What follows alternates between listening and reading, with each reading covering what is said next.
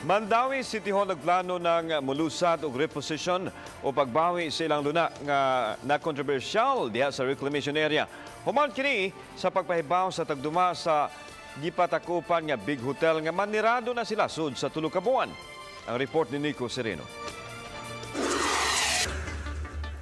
Sa komunikasyon sa Sinori Corporation ang nagduma sa gitakupan nga big hotel, gipahibaw nila ang desisyon nga dili na makig-negotiate sa Mandaue City Hall ug bag-o nga lease contract alang sa yuta.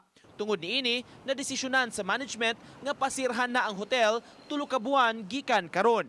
Ang maong gidugayon tungod aron makahatag sila og notisya sa ilang mga empleyado, pagbayad sa mga suppliers ug uban pa. Gikasubo nila ang adlaw-adlaw nga minilyon nga alkansi sa kompanya tungod sa nahitabo.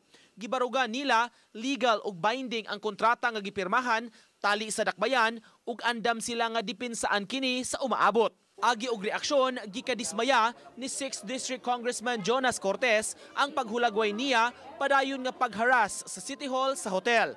Politika ang gitumbok niya nga hinungdan niini. Nabalaka si Cortez sa epekto niini sa ekonomiya sa tibuok Mandaue.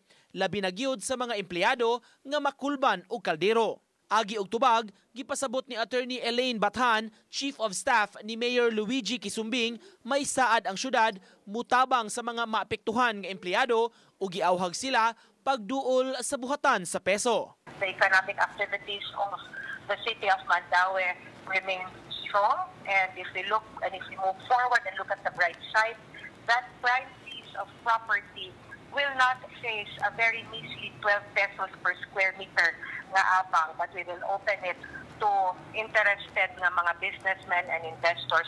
1.4 hektaryas nga city-owned lot ang giduma karon sa korporasyon nga nagduma sa hotel. Gamayng parte ra niini ang giokupahan sa hotel.